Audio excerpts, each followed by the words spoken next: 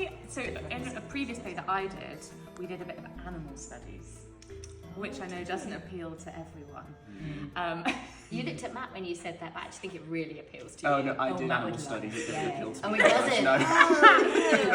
But I do find it quite helpful just to think of least of an animal. And I think for Judy, I kept thinking of her as like a little bird because she's quite vulnerable and quite anxious, like a sparrow or something. And I find that quite helpful. But then I also find it helpful to like wear the right shoes, and obviously we're all barefoot. You've done lots of exercises with us about feet and how we ground ourselves and feel that. But then saying that, as an ensemble, you have to be quite light on your feet, as Penny keeps reminding us. And also, but also as Judy, like because I feel like she's a little bird and quite flighty, then I feel like I have to be quite light as well. So the grounding is helpful, but also I need the contrast I think sometimes. I don't think I have that luxury as Mrs. Alexander of being a bird because I am an older woman, as the script says. She moved very slowly because she was an old lady. Thank you. So yeah, I haven't found that as useful. What animal would she say she was? Well, I would say that she was a dog. But obviously she's an older I know what dog. you mean though. Like me. She's that kind of... Oh, definitely. Yeah. Like an older golden retriever. Still wanting, Mrs. Hay. Wanting to make the I was going to say attachment. That's right. Wanting to build relationships with people and kind of still be part of the community on Christopher Street. I think that she does. As time has passed, that she does miss the contact with others. Being by herself now. What you were saying about shoes and animals, what I found really helpful actually just the other day was my costume that I just found in my bag, and I was like, I'm wearing that, am I? Okay, and now I put it on, and it changed my it changed my physicality.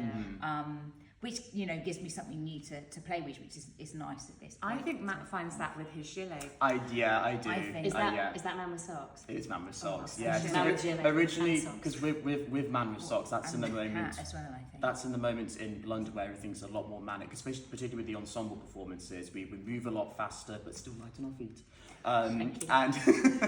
And it's a lot more chaotic. So obviously, it's the point of view of Christopher, of course. So I was just going for that kind of general, like I'm running late kind of thing. But if you have some reason to put the gilet on, I was like, I just felt this urge, like, I'm like a man in his 40s, like in finance, like and rushing for the tube, puff the chest out, put the hands in the pockets, and being like, what's the time and everything like that. Yeah. And like, I love it. I loved it in that bit because the gilet helped me find that kind of characteristic. And the power of the gilet. The power of the gilet, yeah. Who knew? I do sweat a lot in it though, because it's a very puffy one. Yeah. Mine was quite different, I think, because, I'll talk about the animal thing in a minute, but mine was quite different, and I guess it's this particular to this play because it is from a book. I read the book. My God, I actually did the research. But yeah, I read the book, and there was obviously... I did as well. Did everyone read the book? Absolutely. I told you She did tell us the book. Yeah. So I read the book. Some of it I read, because I did actually already have the book, and some of it I listened to the audio book on the go, which was quite interesting. And there was obviously so much in there about Siobhan and her backstory, and how long Christopher and Siobhan have known each other, and loads of things that obviously just doesn't make its way into the script, because otherwise you'd be here for like 8 hours. Although it's interesting how many lines are, that's true. how many lines are actually just taken directly from and the that's book. quite fun when you're like, ding, ding, just like, ding. that's in it. Yeah, so that was really great, because it then meant, and I think we've been those really annoying people in rehearsals, I think me and Harry in particular, who've been like, well, in the book, actually, that's not actually quite right. But yes, but we're doing the that's script. Not how you sound, Harry. That's not how you sound. Really that was me. That was the impression of me. Harry's much cooler. So the book was really helpful because it just gave me a bit more to think about. But I think somebody asked me at some point about what animal Siobhan is. And and it'd be interesting to hear if you agree with this, because I don't think I've said it to anybody, but I think she's a swan. because I think she's actually very different. So as a person, Lizzie's much more of a squirrel. Like I spend my life this. But Siobhan, but Siobhan is so different to me. She is calm, she's collected, has to keep everything's fine, but there's a lot of work going on behind the scenes to make it that way. And I think for me, again, towards the end, that's where you start to see a bit more of how she's actually feeling and all the work that's gone in to get to that point. But yeah, so quite different. I like the animal thing. I'm sorry you don't like it. No, that's really fair enough. felt I think it works for some people, and you can tell when it works, and it's quite amazing to see actually when people put that work ethic in to get that really good performance, and it comes out really well. That's always really interesting. You can see it with a lot of the cast members. It's just a way in, I suppose. Yeah, it's not like we will spend our Yeah. time Ellie birding about the place and me swanning about, but it's a good way in, I think. It's just another kind of mechanism, isn't it, really, to finding a character. But people do it in all different ways, don't they? And I do think the physical things, like the shoes, the clothes, or Yeah, I really thought the shoes were going to help me this time, and then I found out about the bare feet, and I was like, okay. Never mind. That's awesome.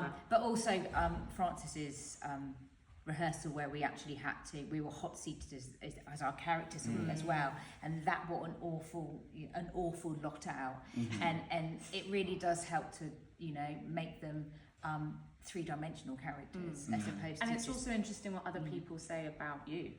Yeah. As your character. So like, I haven't even noticed that, because I often really feel good when I'm sometimes. I acting. move slowly because I'm an old woman. She was very You do slowly that. because she was an old lady.